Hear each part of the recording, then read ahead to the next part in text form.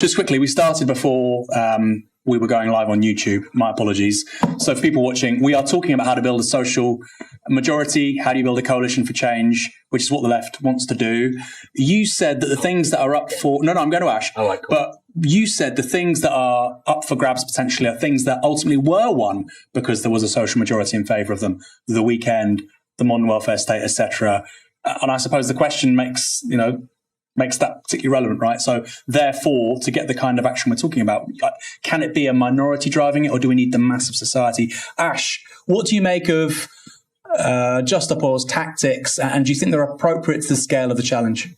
Well, I think there was one really key word missing from what you were talking about, and that's media. It seems to me that what Justapor has done very effectively within the context that we've got is that they've understood that media is where politics is contested in modern society. We don't have the kind of trade union membership or militancy that this country once had. You've seen working class power broken down because you've got mass council house sell-offs, you've got deindustrialization.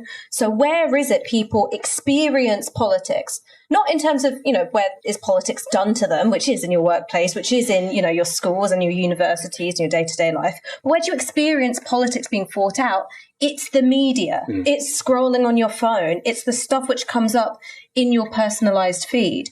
And what JSO have done very effectively is hijacked a very high-ranked place in the attention economy. And that's why people hate you. And that's why I love the fact that people hate you, because you've got them rattled. You've got lobby journalists who I shall not name, but rest assured they're all pricks going, Wimbledon?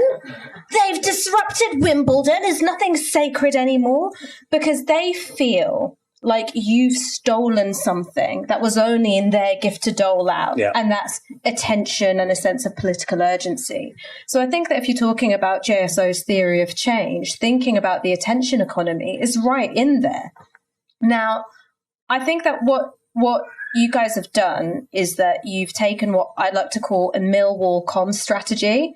Nobody likes us. We don't care. The point is that you're talking about us, even if you don't like us. And time will tell whether that will work to shift the dial, whether you guys are that militant edge that everybody says, oh no, very bad, how could they do this thing? And that allows this sort of mass membership, mass participation element to come in. I think right now we just don't know. I think in terms of the XR rebellions, you did see that. You saw XR going out and taking loads of flack, and then you kind of had this much bigger, moderate movement sweeping in. With JSO, I just don't know. I think that maybe the state has had so much practice in being punitive and cracking down, and the sort of I think the draconian responses of the CPS may be having an effect on the ability to recruit activists. But in terms of that observation that media is where people see politics being contested, and you're going to take the fight to people's personalized feeds. I mean, I think that's a huge step forward in terms of activist strategy. In terms of if it's working, I don't know, but I'm glad that someone's trying. So on this point, you're saying about time will tell. Do you think that the left can be guilty of a cognitive error, which is to say these people 80 years ago, 50 years ago, 40 years ago, they were unpopular. Therefore, because this is unpopular, it will be successful too. Because obviously, if that was the case, then we would just do unpopular things and we'd always win. It'd be a very simple recipe for success. Do you think that's something that people do? Well, I think we say that because we want to remind ourselves that being on the left can be really hard. You've got people yelling at you all the time and telling you that you're scum. And that is something which is done, I think, by elites and elite media to separate you from a long history of victories. Right? It's to make you feel ashamed, it's to make you feel disempowered. So people say, but, the suffragettes were hated. Martin Luther King was hated. You ever see that guy's poll ratings? They sucked. The gay rights movement was hated. You're going to have to endure being hated in order to win. So I think that that's something which is morale boosting. But I think what's different here is that, in a very big way, lots of these movements that we're talking about, which were very, very hated, they had quite an elite theory of change. And that's not a bad thing. I'm not saying that's, to to look down on it, but it's an elite theory of change. You go, okay, I'm from a minoritized group in some way. So what I'm going to do is I'm going to create a groundswell of action and public pressure, which doesn't move the majority of people, but it's able to move people in key institutions, or we can get people into those key institutions, which delivers social change, like decriminalizing abortion, like civil rights, like gay marriage. This is an elite theory of change. With JSO, once more, it's this thing which kind of goes unanswered. I don't know if it's a mass participation theory of change. We all do this thing. We build this thing together and this kind of creates this new world. Or if it's an elite theory of change where we go, we actually just make it really hard for you to ignore us. And there are going to be people in these institutions who are going to do the thing that we want them to do. So when you're appealing to the past and being unpopular, again, does this apply to JSO? There's this really big question, which for me, I'm unclear on the answer to. Now, it's not JSO's job to answer that question, right? Your job is to do stuff. It's our job to kind of like wank around and talk. But like, I guess I just, in terms of that right side of history thing, you were right all along. Morally, yes. Strategically, the proof of the pudding is only ever in the eating. Dan, your big thesis is about the left neglects the petit bourgeois at its peril.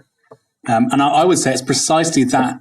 I know we're talking a lot about JSO at the moment, but that's just the hook for the start of the conversation. That, to me, seems to be the kind of persona who detests JSO, who hates protest on the left altogether, by the way. It's not just JSO. It could be anything. It could be something far less disruptive than that. Your sort of big thing is that actually this is the precise category of people we need to win in order to achieve really big change on a sort of transformational scale, which we probably all agree is what has to happen with climate change. Yeah, so if you haven't read my book, it's about the petite bourgeoisie, the low middle classes, which is my class. That's where I come from, and I've sort of become, I think, like the spokesperson for the most reactionary segment of society. But the thesis of the book really is that they're not all bad. The petite bourgeoisie can be a radical force, and historically they've gone to the left as well as the right. Trotsky said the petty bourgeoisie, like a man in fever, can turn to the left and turn to the right. And with things like Just Stop Oil and with things like the ULEZ protest, and I don't know if you keep up with Welsh politics, but the 20 miles an hour legislation has just come through in Wales. I mean, I could be like a consultant for the Welsh government, because I all my friends, if I go on my Facebook, I said this is gonna radicalize, like my mates who tradesmen and things like that. They're just going to lose their minds, and then lo and behold, they have. They've just gone. It's like the biggest ever protest, biggest ever petition in like the Welsh government history. But I was like, well, I knew that was going to wind people up. Did you not understand it was going to wind people up? And there seems to be this void, this disconnect. In the book, I sort of, the thing that got me thinking the most about the low middle classes, where I come from, was Brexit. When I was working in Cardiff University when the Brexit vote happened, and a lot of people I was working with were just horrified, that people would vote for Brexit. And again, if I clicked on my social media, it was just like everyone was going to vote leave. And then in the world I was sort of occupying, sort of a more liberal world in university, people were just horrified at that. And I got a bit uncomfortable about the language that was being used, sort of, these people are thick, they're stupid, they shouldn't be able to vote, things like that. And so the book sort of starts proceed. I wrote the book because I was like, well, actually, that people don't have faith in politics for very good reason. But yeah, in terms of the theory of change and in terms of Just Stop Oil, I think the left is in a very bad position at the moment. Well, it's in a good place in a way, in that the only way is up. But it's in a bad place in terms of, if you think about it, it's almost dead as a coherent sort of political force. And I think that we have to be. Nothing happens for me in society without a mass movement. Nothing happens without a mass movement. I mean, people talk about the Labour government in 1945. It's almost fetishized, this thing, the spirit of 45. Like, it wasn't the Labour Party that did that change. It was what was standing behind the Labour Party, which was a mass organised working class, which sort of forced concessions from the state. And, Liam is right. Time is running out. Climate change is going to affect everyone. But for me, nothing changes without the biggest possible coalition of people. And so, I firmly believe that the low middle classes, people who, yes, they might have been the basis of Thatcherism. Yes, they might have been the basis for the Nazis. So it is a hard sell to say that, they can be sort of radical. But I firmly believe that, if you speak to people and if you have these hard conversations with people, you can get people involved in like the broadest possible coalition.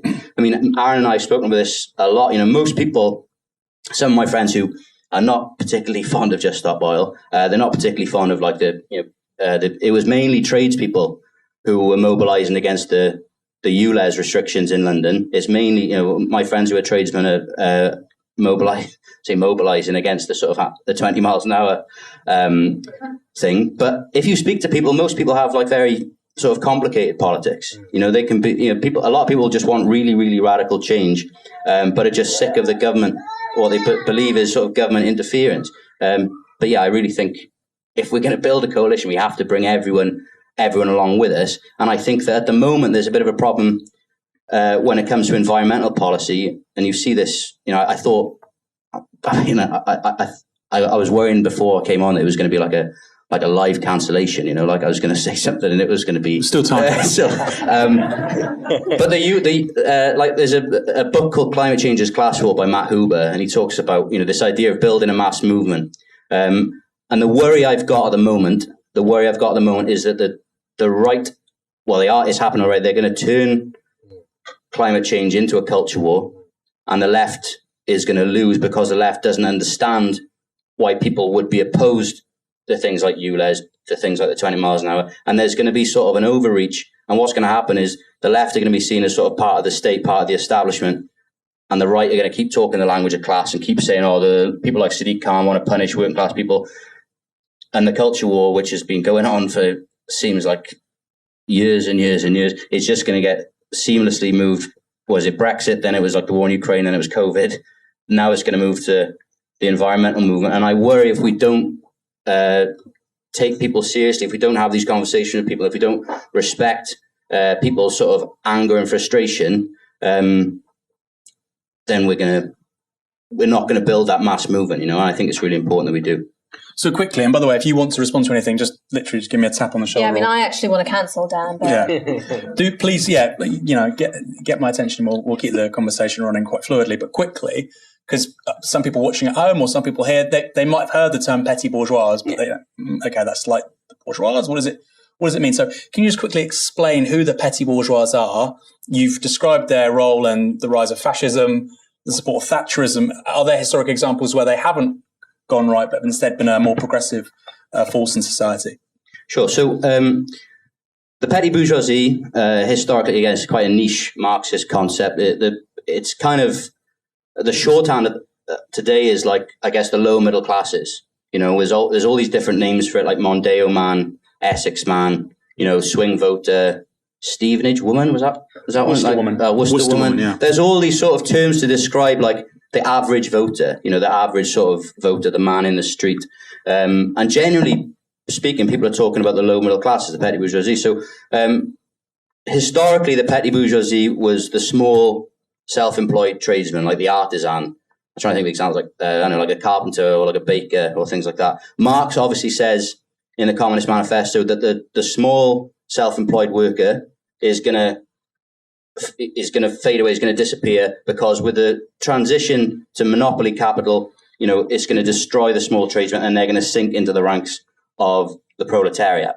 Now, I argue that hasn't actually happened and that self-employment has massively grown. So before, and Margaret Thatcher, these were her people.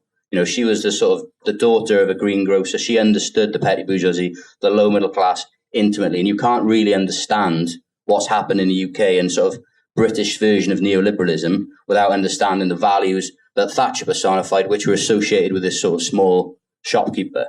But before COVID, there was like over 5 million self-employed people in the UK. It's nearly as much as the entire public sector. So while Marx said they were going to sort of fade away, they haven't. They've grown, and there's a lot of people now who are working. So you've probably seen it on, more and more people even are becoming self-employed. And what's different is that self-employment used to be like a calling. You know, I want to open my own shop or whatever. I want to be a tradesman to get more freedom. But what we're seeing now is people are being forced into self-employment. If you've ever been on the dole, if you've ever been on UC, there's all these incentives. I'll try to become, why didn't you set up your own business? So more and more people are cycling from like low-paid employment, unemployment, to self-employment and back again. So yeah, you'll have to read the book to sort of get all the detail about the class. But yeah, that's who I consider the modern petty bourgeoisie as a small self-employed person, and they're playing all across the world. If you look at the rise of the right, not just in the UK, in the UK, the Brexit Party. If you look at the self-employed, a huge constituency for the Brexit Party, enormous constituency for UKIP, but right across Europe, Le Pen, I think just an enormous amount, Bolsonaro, the AfD, the small self-employed are massively overrepresented in the far right. And I think that's because we haven't taken them seriously. We haven't, there's a tendency to write them all off. Trotsky said that every petty bourgeoisie had like a Hitler particle inside them, which is like very harsh, I think. But I really think we can win them round, but we have to take people seriously first.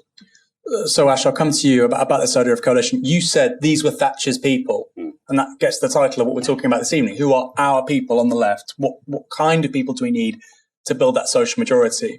This was touched on a little bit with US Democrats after 2008. People were talking about Obama's new coalition, people of color, women, graduates, the young, and that's enough to keep the Republicans out forever.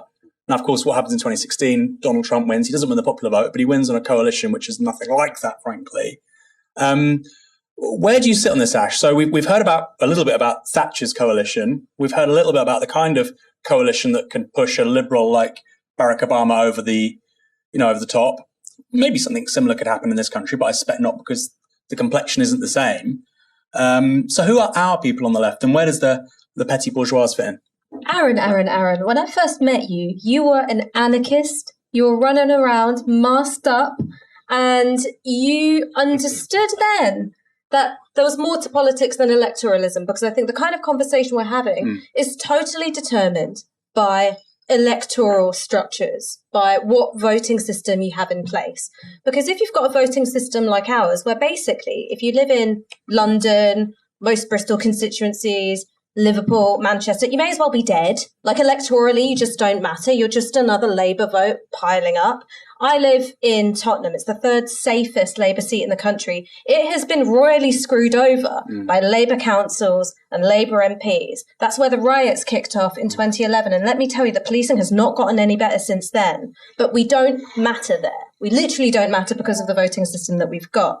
Similarly, you were talking about Obama's coalition. It was screwed over by a voting system which could disenfranchise effectively 3 million people, right? So these aren't necessarily majoritarian voting systems. They're not voting systems which encourage coalition building. What these voting systems do is encourage a winner-takes-all mentality. So in this country, if you're a young voter, if you live in a place where lots of young people do, in a city, and, cities, they often get maligned as metropolitan, like, effete elites. They're also places of the working poor, right? That's where you go. It's also where downwardly mobile, graduates all go.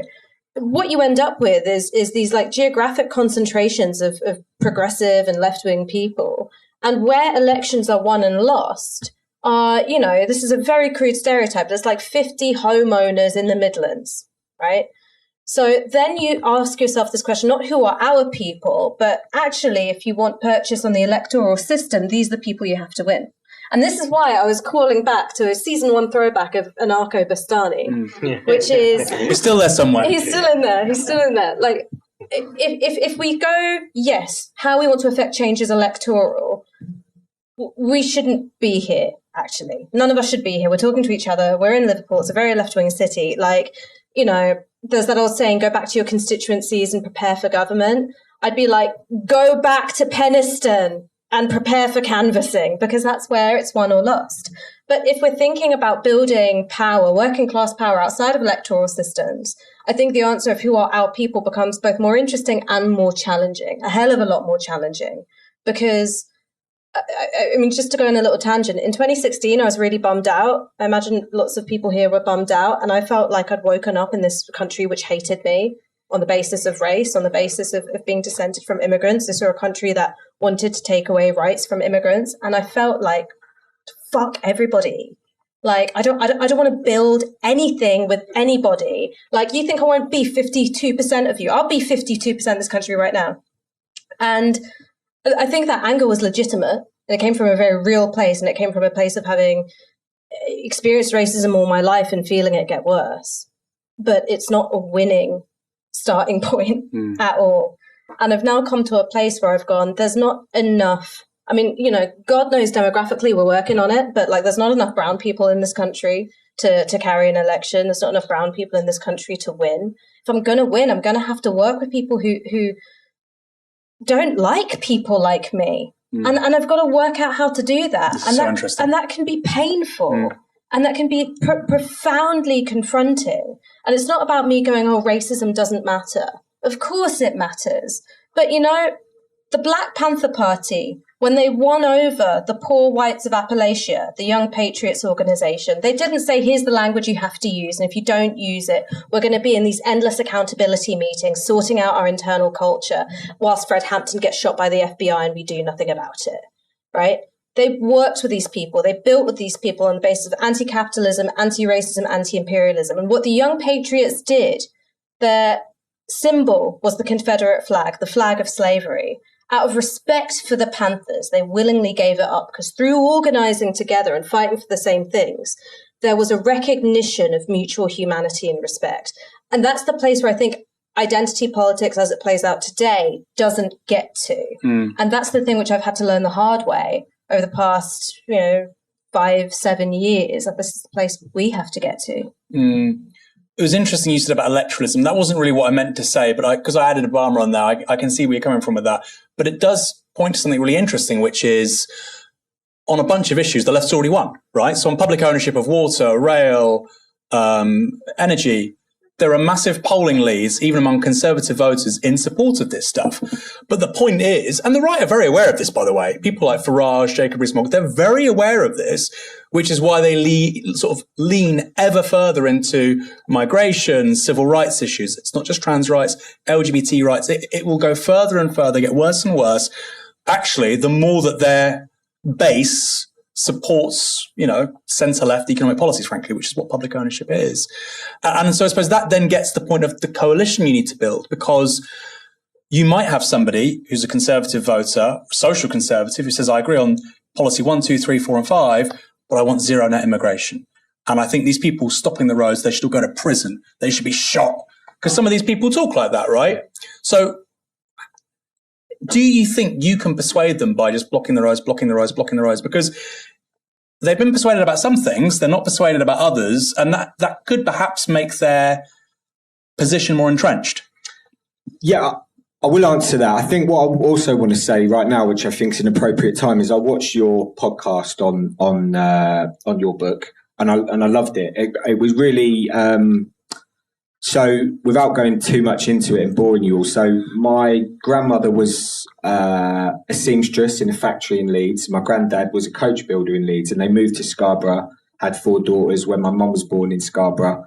I grew up there, going for my summer holidays. I was born in a big council estate in Roehampton. My mum was a caterer. We moved further out to like Croydon, and then we ended up moving out to like Reigate in Surrey.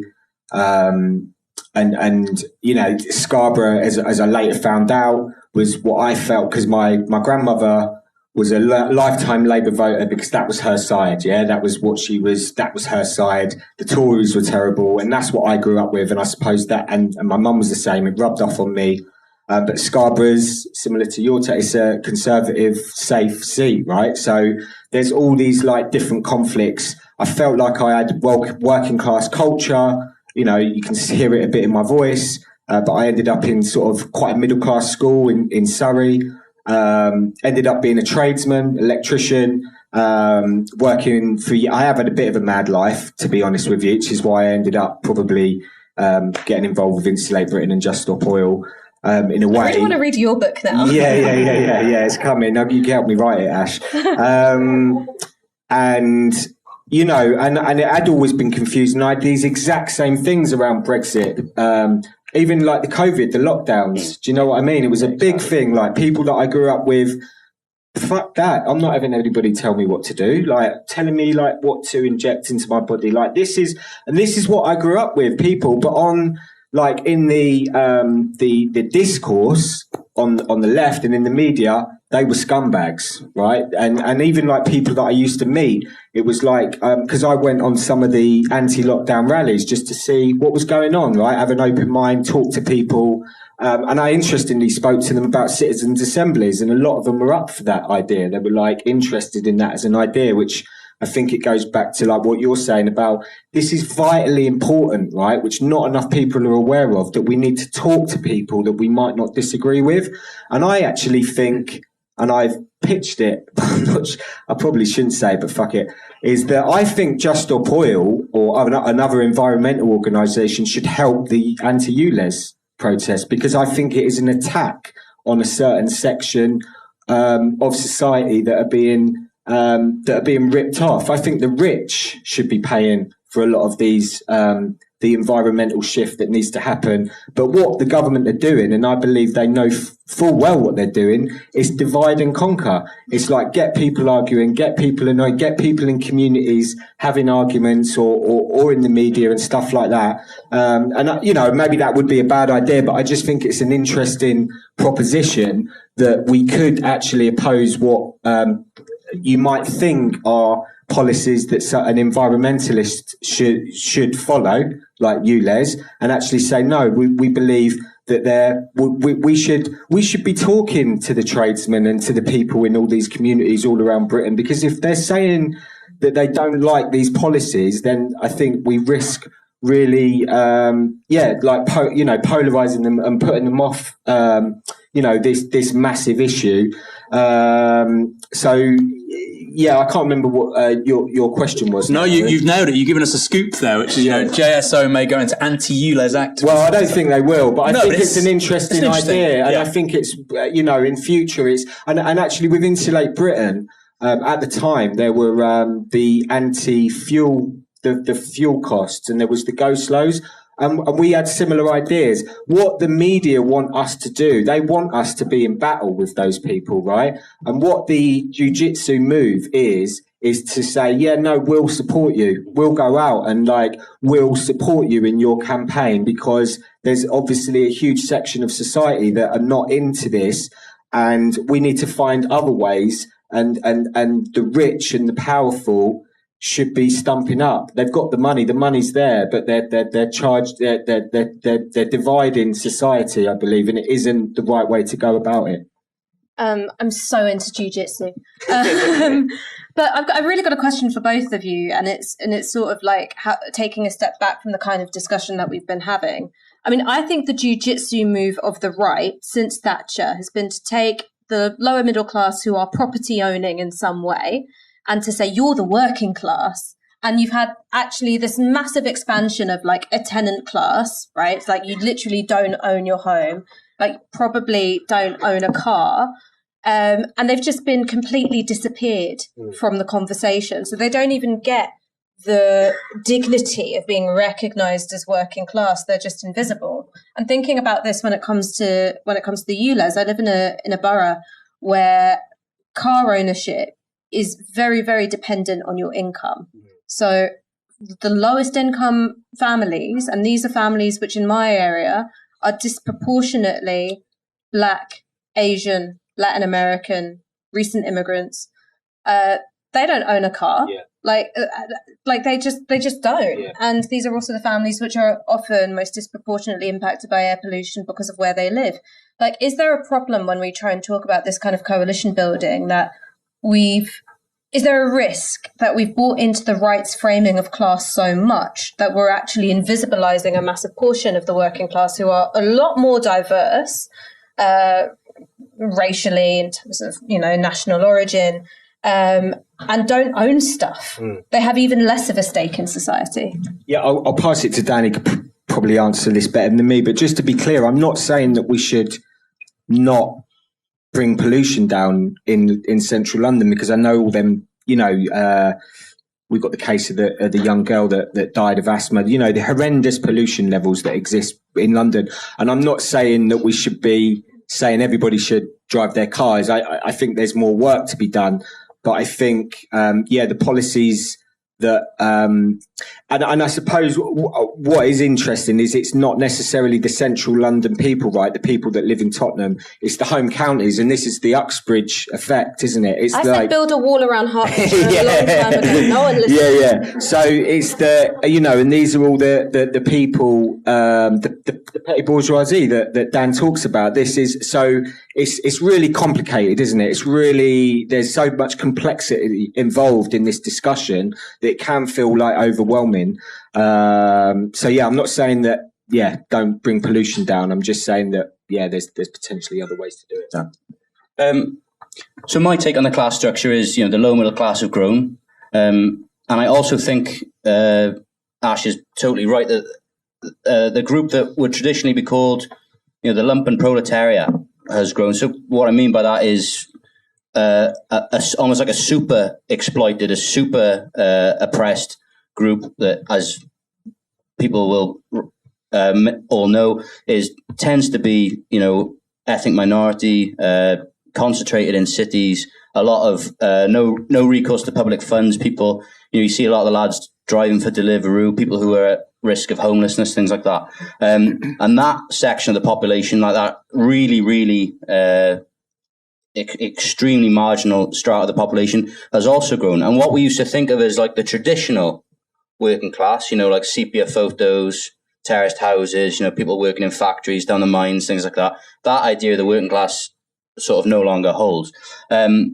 This might be where I get like cancelled in a way, but so I actually think take the risk. So I sniper in the galleon. So I actually think that there's we're focusing when we're thinking about that. People will say, "What about this ultra marginalized population?" We saw it a lot with the ULEZ protests when people were talking about car ownership, and they were like, "Well, they were saying working class people don't own cars, or like ultra poor." And like obviously, it costs a lot to run a car. Cars are a money pit. They always break. They're a massive source of frustration. Like I just hate my car, and I'm Galton at the moment. But yeah, and that is true. That is true. And so people were saying, "Oh well, I don't know what working class people who sort of own cars because they don't." But it was like, well, no, what we're doing there, we're falling into this trap of focusing on like people who are disproportionately sort of this ultra marginalized strata. When like actually people who are within car, if we look at the car owners, there's a lot of people who drive 4x4s from their home counties, and a lot of people who drive in EV vehicles, or just E vehicles from the home counties. But there are a lot of people who are scraping by. The people who I'm writing about my book, tradesmen, people who are sort of the self-employed, they need their van. And so I worry that what we need to be doing is actually saying, everyone's got an interest in sort of lowering pollution. The low middle classes, the traditional working classes, and this sort of very marginalized strata of the population that can't afford cars. But I worry, I hate talking about Twitter all the time because obviously it's like a cesspit and it's not necessarily like a gauge of where the left is. But when this ULEZ thing was coming out, you had people like, "Oh, if you drive a car, then you must want kids to die of like air pollution." There's this moralizing argument, and then there was this thing of people were focusing on, well, working class people don't drive, and I was like, well, no, we need to be building a biggest possible coalition. So you are absolutely right, I agree, but we also need to be bringing everyone into that and recognizing that the class structure is complex, but we can build like a lower middle class block. Those people who are just above that sort of ultra marginalized strata tend to be the people who are like kicking off about it, because obviously if your car is crap and old, it's likely to be a sort of polluting vehicle, and then the subsidy that was being offered isn't enough to buy a new car. So those are the people who are going to kick off, the people just above. But we need to bring everyone together. So just saying, it's not, it's this group of people that I just don't think it is I've got a question for you. Then I'm going to ask the same question to all of you quickly, and then we're going to go to Q&As. Okay. Okay.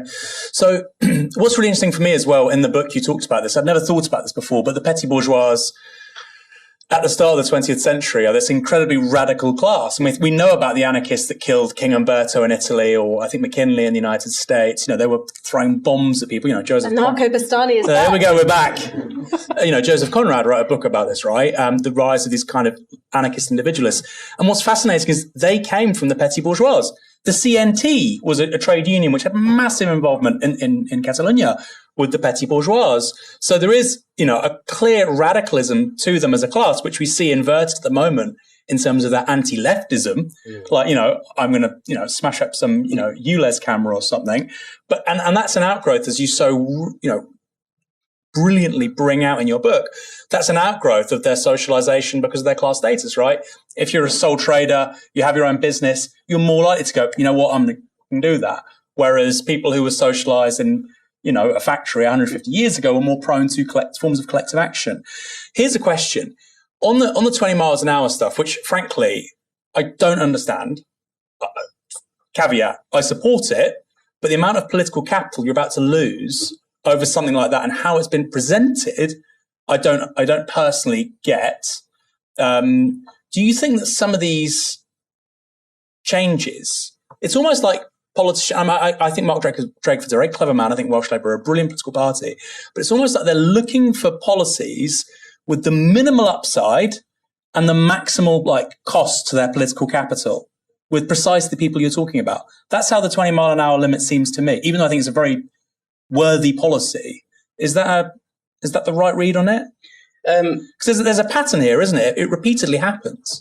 So at the core of, traditionally at the core of low middle class protest has been anti-authoritarianism or anti-statism. This idea of don't tell me what to do. And I think if we're on the left and we like the welfare state, we want a big welfare state. And if we think about our heroic history, then the welfare state and the state itself features quite prominently. And we see the state as intervening as a good thing. Whereas, place I grew up, the people I grew up around with just don't like the state. They don't want to pay tax, don't like being sort of told what to do. And that was at the core of a lot of the anti-lockdown stuff, as Liam rightly pointed out. But I keep saying this, and I know everyone here when I say the left, it's obviously not us in this room or people watching, it's everyone else. But but it's to understand that people are quite rational, yeah? People aren't stupid. People often have politics that might seem contradictory or sometimes even incoherent, but it's not. People can see, for example, that the Welsh government, the British government, they're not doing anything about big polluters. They're not doing, they're not taxing fossil fuel capital.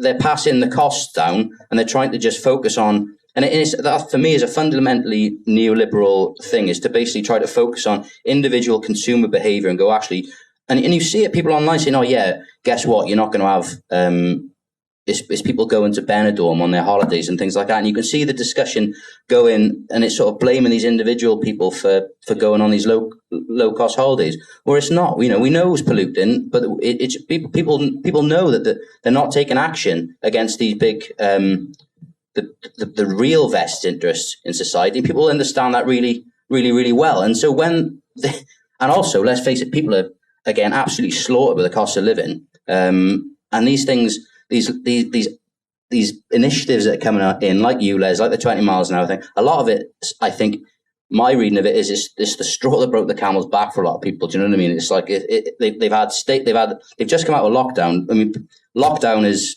I think, people need to understand the effect that lockdown had on a lot of people in terms of turning them against sort of state authority. The idea of vaccine mandates. People were really. We didn't have those. No, but like in Wales they were talking about it, and like in Wales they actually did use legislation to try to criminalize people going for like jogs and things like that. And a lot of the hostility people had to the state. I mean, people call them conspiracy theories. It's legitimate. Why? The state is out to get us. The state is unfair. We know this. So people realize that, and that's where a lot of this sort of protest stems from. But sometimes I do think, it's a lot of it's just a lack of understanding. As I said, I knew what was going to happen. Bring the 20 miles an hour limit in, see what happens. Bring the ULEZ in, see what happens. But I just worry that it's going to people are going to go over to the right, you know? You both made some notes. So do you want to say anything quickly before we go to Q&As? I mean, yeah, very quickly on the back of what you said, I think that lack of trust and mistrust of the state is very, very double-sided. I think that what we've seen is the emergence of something which you might call negative solidarity. So you don't trust the state to do good things for you, but you want to see it do nasty things to other people. And I think that that's what a lot of the anti-small boat stuff is about. I think that's what a lot of this, you know, kind of quite naked hatred for the youth and young people doing anything in public is about. And this is what I think a lot of the transphobic moral panic is about. It's about wanting to see the most coercive, punitive, nasty, hateful arms of the state and powerful institutions round on other powerless individuals, cohorts, demographics. And what do you do about that? I don't think that what you can do is abandon what you might call minoritarian causes, because these are people who are in need of defending, and it's our job to do that. But you've got to do it in a way which is, I think, always out to build trust. It's always out to build trust and encourage some kind of human, empathetic and loving attachment. I'll give you an example of someone who I think did like the most amazing 180, and they did it because they were just never on the internet. So like 15 years ago, spoke to my mum about trans people, and my mum was a bit like, oh, I don't know about that. Feel instinctively uncomfortable, worried about the impact on children there. I'm a bit, oh. Now, if that had happened online, one is that she'd have had a wave of criticism. But then the other thing would have she'd have a wave of all these very extreme transphobes going, yes, come to us. Like, come to us. See, you're being criticized. Wouldn't you just come to us? Because she was never online, that didn't happen. Totally independent of any conversation that I had with her. She was like, 10 years later, oh, actually, I work with a lot of like trans and non-binary youth, and it turns out what they need is like healthcare and like affirming and loving parents and like a nicer society. And she did that just through cultivating like real life empathetic attachments. And I think that we can do that in our work as leftists. We have to build trust. And that's not just about identity groups meeting each other and accepting each other. It's also at the heart of our project. Because I think one of the reasons why Corbynism in the end failed is no one trusted the state to do the things that they're promising. No one trusted the state to deliver, you know, billions and billions of pounds worth of green jobs or free education or railway everywhere. But what they see is the state taking away. So that thing, building trust for our project and our politics and our vision, but building trust amongst each other, I think that is the thing that we've got to focus on. And I think that that's also where the climate movement comes in. Lots of people don't trust that the climate movement's not just going to take things away from them. Whereas I think about what a green future is, and I think about it being very abundant, but I realize no one has trust in that. So we've got to put that legwork in. Liam? Yeah, just quickly. I think you said earlier that we're restricted through the voting system, Ash. You were mentioning that. And just listen, just getting to know like Dan's work, and the work that you do on Novara and stuff like that, is that, well, we need to get on with it. We need to get on with it because, and that's what I don't hear enough in these discussions, and I am going to repeat myself, is that what I think is also happening, and it's happening globally, it's happening when we see coups, when we see what's happening right today, in the Middle East, when you see all these different events happening around the world and in the UK. I think we're witnessing the collapse of our political institutions in an incredibly deep and profound way. And so it's all well and good saying we can wank off about just off oil, right? But what we also need to do is, if we want a progressive society, then we need to go out and fight for it, right? And revolutions is a big term, and they're not always a good idea. But I think we're really reaching the point now where we have to have some imagination and some belief and some faith that the majority, like what you said, the majority of people that I remember you saying, the majority of people that you meet in your day-to-day life are generally quite good. There are a lot of, it's not all good, but generally. And we have to have that belief, because if we don't manage to turn this whole thing round incredibly quickly, then this is about physics. It's about that last month in September, it was 1.8 degrees average temperature, right? That's what it was in September. There was a paper that was released recently that said if we hit 2 degrees global average temperatures, then it will be mainly rich people who will be killing 1 billion, mainly poor people, right? And we can argue whether they're off by 500 million here or there, either side. But it's absolutely disgusting what's about to take place and what we're allowing to take place. And so this is not just about the climate movement. This is about the left absolutely having to go to every single community all over the country and come up with something that is imaginative, that is caring, and that people can believe in.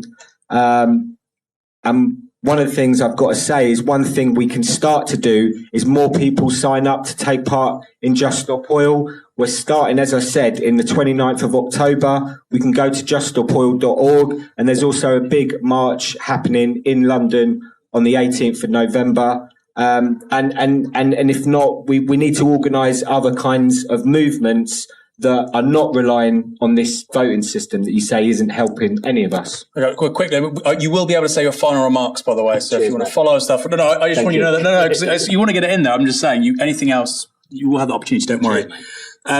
We are going to take questions from the floor.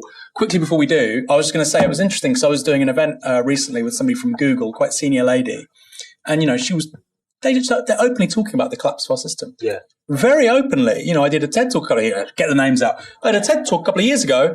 Very senior people from Silicon Valley openly talk about the possibility of American civil war. Yeah, they're psychopaths. Or not even like civil war. They say civil warfare. So low intensity, counterinsurgency basically by people who oppose the state. And I think it's really important to say, you don't want to scare people, but those are the stakes. Yeah. And it is not conspiratorial or unhinged or batshit to say that. Very serious, smart people say that all the time. It's just generally not broadcast on the BBC. Right. Let's give this mic out. If there's anybody, set the mic to give it round. I'm happy to do it, but great. So we'll take questions in threes. How about that?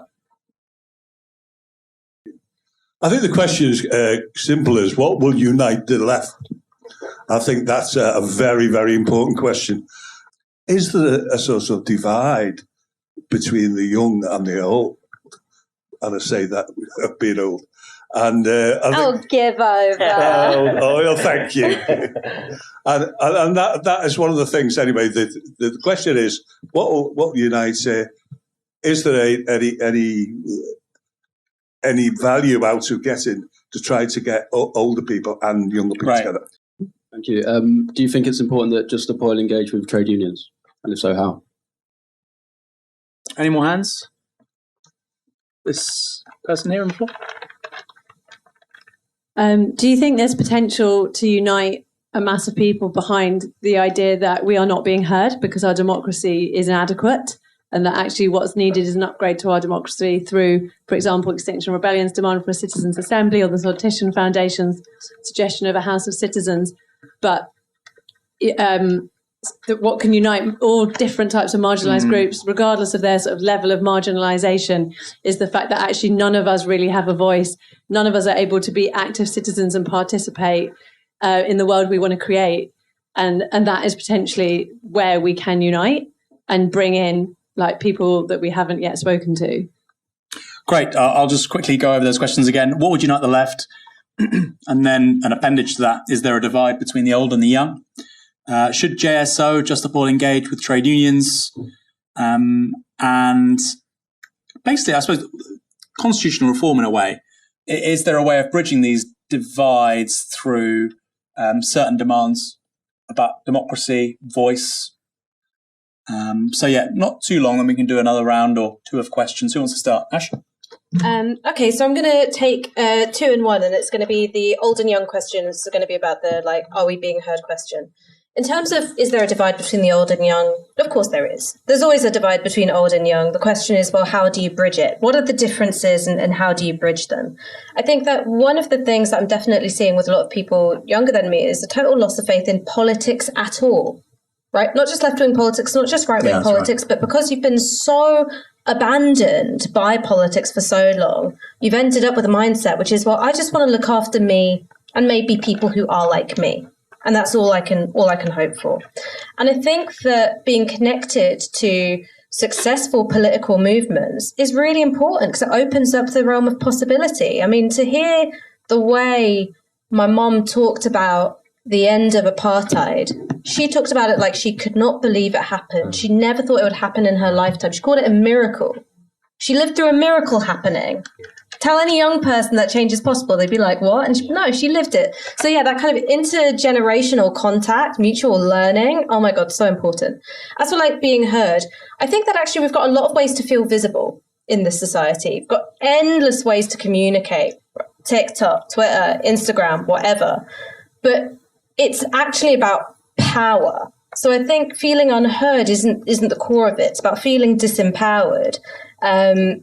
So I know that I've made a big defense of like sitting around and talking like this, and I think it is important. It's important to use this to strategize, to do something, to name the problem, to do something. So it's about getting a grip on power, I think, rather than finding more forums for conversation. Do you want to go? I was going to say I'll try to answer them all in one, but I haven't got the ability to do it, I think. But in terms of how do we, unite the left, or I think we're in quite a paradoxical situation in that, as Aaron mentioned earlier, the vast majority of people in the UK support redistributive economic policies. The vast majority of people in the UK are pissed off at the complete collapse of our democratic systems, as Liam said earlier, but yet the left is sort of adrift, and obviously and to go back to the trade union movement and the environmental movement aren't linking up, and that's one of the biggest challenges, if not the biggest challenge, the left sort of faces. I think if we look at what's happened, like class consciousness or coherent politics. If you read Mike Davis, he's amazing on this. It never just emerged like out of the ether. Do you know what I mean? When we had these like revolutionary movements, when we had like the mass trade union movement, it didn't just happen like because people worked in like factories. It just takes really long, like boring, unglamorous work, often by like trade union reps to sort of talking to people in work, sort of having these conversations. Like Liam was saying, having conversations. And the problem is because, and this is my personal take, because we've sort of thrown our lot in with electoralism, we've sort of, that for me, electoralism through the Labour Party is a shortcut to power. It's always been a shortcut to power. And I think, I don't even know if this is answering any of the questions, but I think that, the way forward now, we have to just rebuild the trade union movement. We have to rebuild the trade union movement. We have to rebuild the working class movement, and we have to build the institutions that created sort of collectivism. And Ash was saying earlier about about how you win people over. It's through having these conversations. Like you said, you have to win people over. And when you do workplace activism, if you've ever done any trade union organising, you realise like you have to speak to people who you don't have much in common with, who probably don't have a lot in common with politically, even. But through having those conversations, you sort of start changing people's minds, and unfortunately, it's going to be a long. Well, I was going to say it's a long process, but yeah, we're in this awful situation where it's going to be a sort of a long, boring process where there are no shortcuts, but it also needs to happen in a quite a short period of time. For what it's worth, I think there is a focus on intergenerational conflict in the UK. I see a lot of people slagging off like boomers, things like that. I think it's a total dead end. And I think it's a symptom sometimes of a tendency on the left to seek, to look for like enemies, when we should be looking for converts. I think that's the phase. I've been doing research with postal workers for a year. Most of the posties are like late 50s, 60s, sort of hardened trade union militants. And they said to me, like, the reason we're on strike is for younger people, because we want younger people to have the life that we had. So I think intergenerational stuff is a total dead end. Cheers. Yeah, I really loved Ash's point on apartheid, and I think that's really important. And the things that seemed impossible, like people don't the Berlin Wall, it was like completely unthinkable a year or two before it happened. There's so many examples. And that's, I suppose, what it boils down to, like imagination. We can imagine like unbelievably amazing things and make them happen. We have to have some faith, and faith without works is dead. It takes graft, hard work. Graft, that's a great word, I think. It's like a real slog, it feels sometimes. I've had that experience working on various campaigns. JSO and the unions, there has been a lot of work. I think it's really maybe not enough, and I don't think there's enough people working on it. I've had a bit of time off, to be honest, the last few months. I've been working, doing various things, and I've had other things come up. But I know there was a lot of work going on. I think it is really tricky. I think there's move. I always felt my difficulty with the trade union movement was that they were confined within laws. And I thought you need to start breaking them. I thought that was my position, and it's really great. Mick Lynch is saying that if you change the laws even further, we're going to ignore them, right? And I think that needs to happen, right? I think they've got a part to play in this, in terms of saying that whatever the law says, we need to unite and play our part in this struggle, because, as I've said, it time's running out. And there's loads of similarities. One thing that really annoyed me, the guy that edits the Tribune, right? I'm not allowed to talk. It's a competitor of Novara's, maybe, but he was said slated Just Stop Oil and Insulate Britain, right? Slated them all the way through, but then when there was train strikes, he was like, great. Because it was disrupting the public, right? But I thought, well, what train strikes doing? They're disrupting. There's so many similarities, between between the idea of what we're saying we want to do in October at the end of this month, and what the trade unions are doing is we disrupt, and we've got a demand, and we win concessions.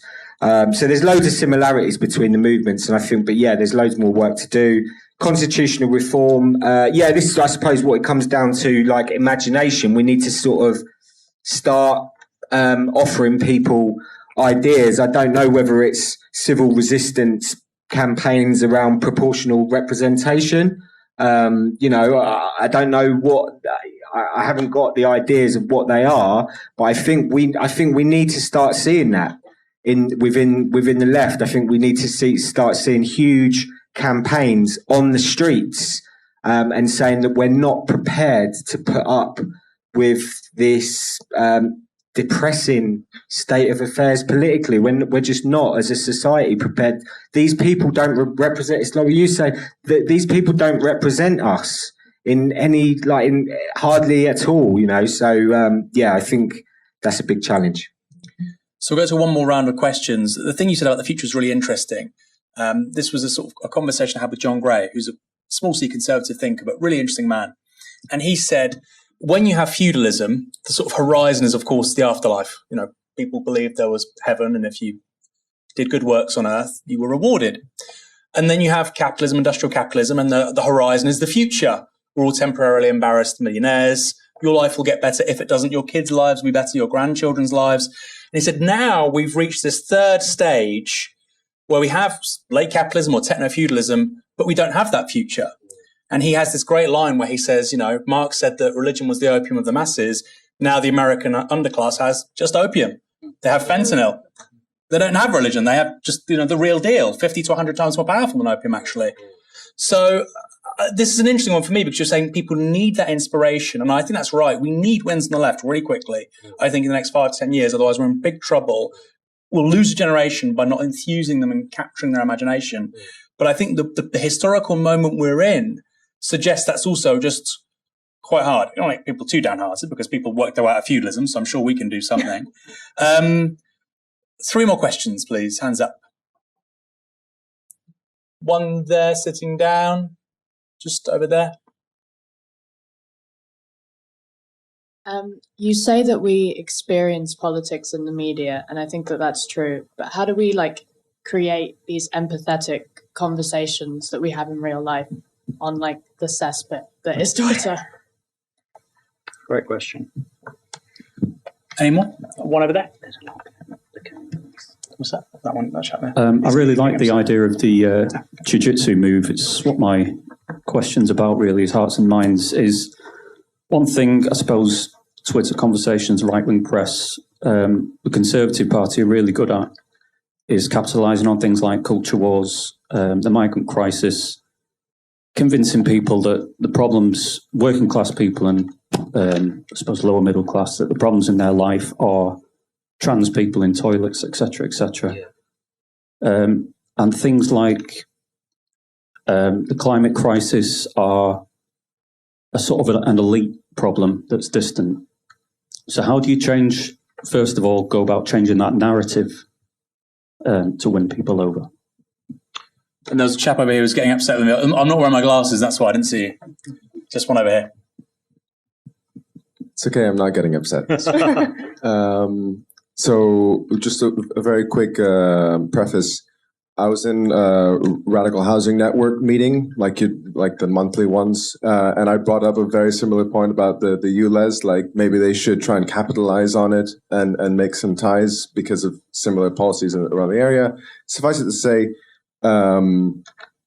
there are policies like pedestrianization, which we have seen in places like Spain, where at the start, the local population doesn't really like it, and then it gets put through, and then they're like, oh, actually, we don't want to go back to the other one. We're going to defend it now. Mm-hmm. And so when we think about ULEZ is to get rid of the bad air quality, right?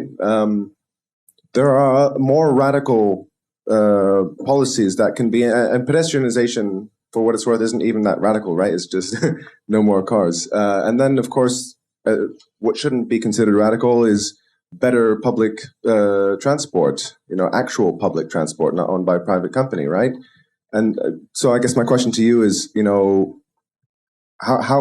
where is that bridge being built between the activism side? I've been a hardcore activist, environmental activist with XR for years. So, from one activist to another, where's the bridge?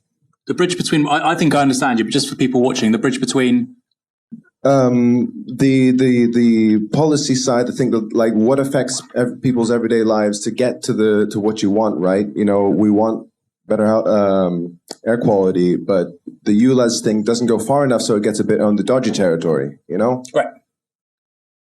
So just to go over those again, the first one about how do we cultivate more empathetic conversations on the left.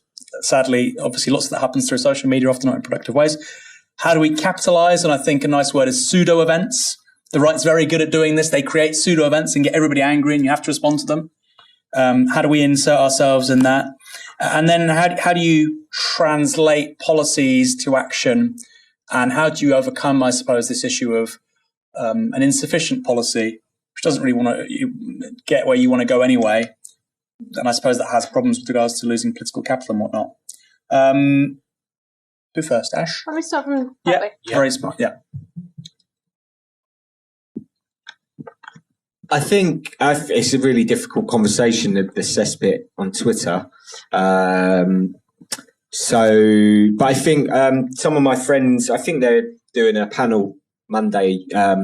It's the cooperation whole. So they've gone up. They're living in the community up there. They're doing people's assemblies all around the city, and they're doing evenings with food and trying to talk to people. And I think we can. There's loads of examples to be learned from this. We should be replicating this all over the country. In those places that Dan talks about, where it's you only can have a car or it's really difficult to exist without a car. All these kinds of different communities all over the country.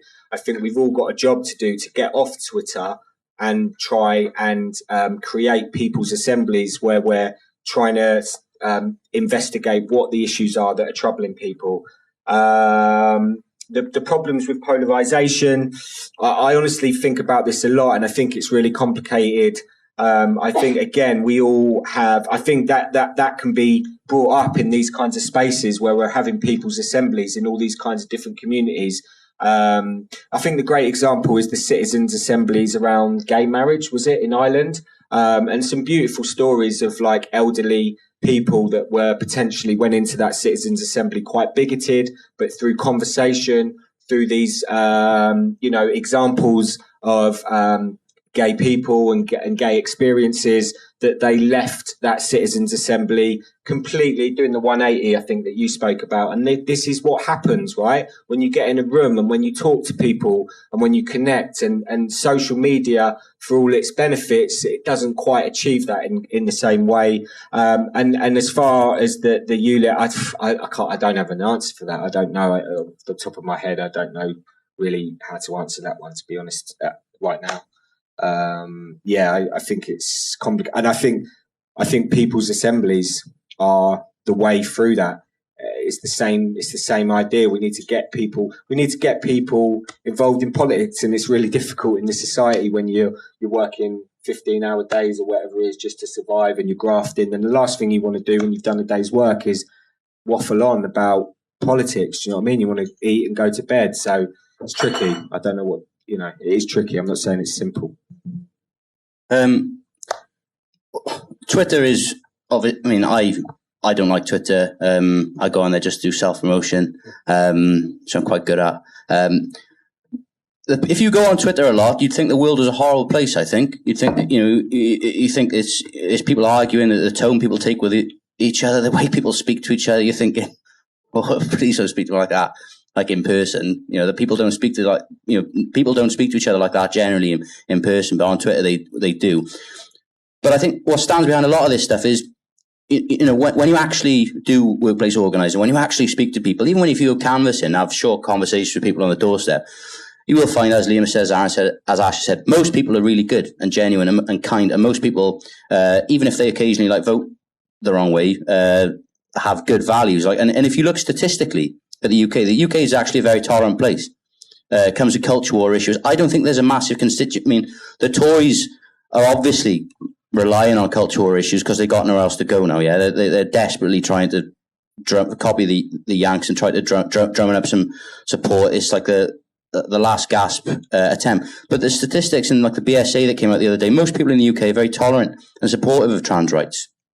And they're just as they're supportive for other rights, LGBT rights, the sort of racism has actually gone down in the UK, but that might seem hard to believe, but it's true. And I think that the starting point for all of this, if we're going to start again and rebuild, like the left rebuild a movement, is to abandon this idea of purity politics and abandon this idea, which for me has seeped in to the left in particular. There's this idea that we're good, we're the good people, and out there are like baddies, or that these people are reactionary, and if the Tories win, it's because there's loads of bad people out there. That's not true at all. Like if you speak to people, I said before, I think I went off on a tangent, but a lot of people have politics which might be described as chaotic or incoherent.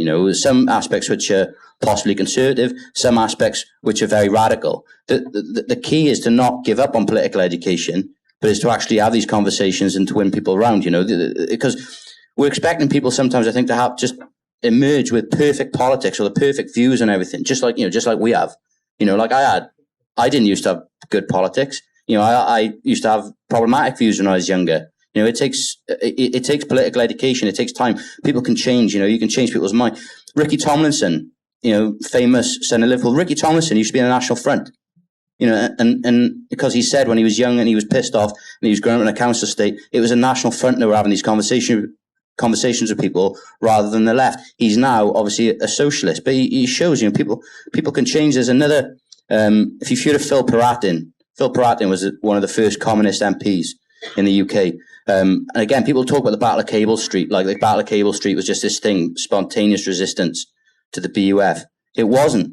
Phil Pratin realised that the fascists were getting a foothold in East London, and there's this famous story in his book where they help a family that are being facing eviction. And they go and help this family and they stop the eviction, and they're looking around the house and they realise this family are in the British Union of Fascists.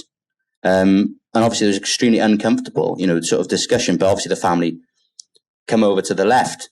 then, and he realised that the communist movement, the left, the socialist party, had to have these really difficult, messy conversations, and they have to be rooted in working class communities and win people around. And to do that, you sort of have to abandon any idea of this sort of purity politics. I don't know if that was necessarily what the questions were, but I think that that's the sort of baseline that we have to start from. Because if you think that people are bad or you can't be won round, then we may as well give up now. You know what I mean? But like, if we're going to move forward and build up a mass movement, that's how we have to start. And it's not about, I mean, Yanis Varoufakis had this good thing the other day. We talked about culture war issues. It's not about pandering to the, reactionary instincts. It's not about saying, oh, yeah, I agree. You don't have to have those conversations. You can challenge people. You can challenge people, but you have to be respectful and understand where people are. Where people are, then you meet them and then you have those conversations. I don't know if I answered any of the questions, but that's what I think. Right. I'm about to beef you now. Because some of the things that you've talked about are going backwards. If you want to look at support for trans rights, the don't knows are being increasingly won over to the against trans rights because of the media climate. And if you don't contest that media space, you will lose it. And I completely understand where a lot of trans and non-binary people who do the kind of work that I do say, I don't want to do these shows, right? It's horrible. I'm set up as a hate figure. I am delegitimized. I'm dead named. I'm just held up for the world's scorn. Why should I do that? I have an awful lot of empathy with it, right? It is a horrible thing to do to yourself and to put your mind through. But I guess I think you've got to do it. I think you've got to do it. I think you've got to contest those spaces, because I think we're seeing in real time what can happen when you don't. As for racism isn't just one thing. Racism isn't just how would I feel if a black person moved next door. Racism is how's my kid getting treated by the police.